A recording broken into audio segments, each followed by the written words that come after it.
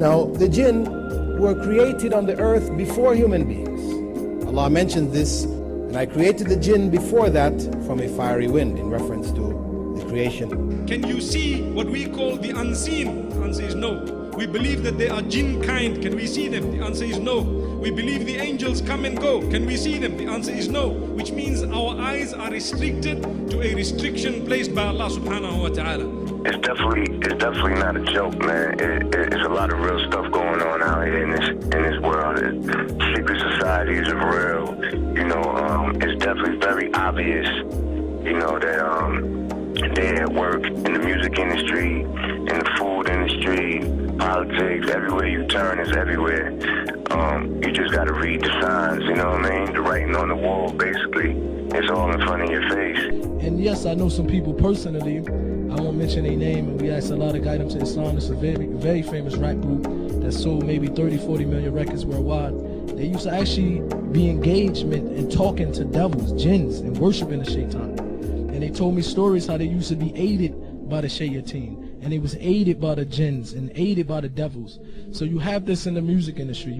What do we know about this person who dedicates his life to serving the Shaitan? A person cannot become a magician until he reaches the highest form of disbelief from which there is rarely any return. The Shaitan promises him riches, the Shaitan promises him fame. Some people enter into magic because of doubts in their hearts. Some enter into magic because of their desires, and this is the majority. Innocently into the practice of magic by reading books in which it says, try this is a particularly good thing. This will make your wife love you. This will make your husband love you. This will destroy your enemies. Write these things, say these things, do these actions.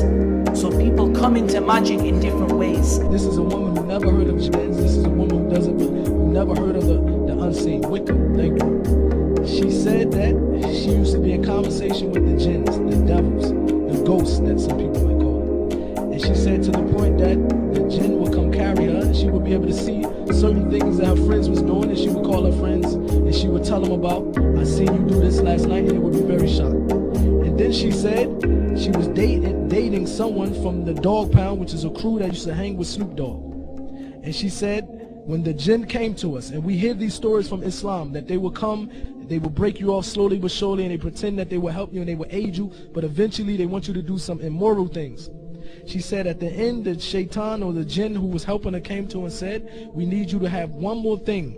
When you do this last thing, we're going to put you on a whole other level, for example. And just to mention what she said, not to go into details, they asked her to do something that was very, very immoral with not only the Dog Pound, with Snoop Dogg, but the whole crew. And she said ever since that day, she walked away and she stopped dealing with this religion because of the thing that it asked her to do at the end. And she started to investigate Islam. When she heard about the unseen, that Muslims believe in the jinns, and when she read about self-describing the jinns and describing the Shaitan, she knew instantly that this is who she was dealing with. God always wins at the end of the day, you know what I mean?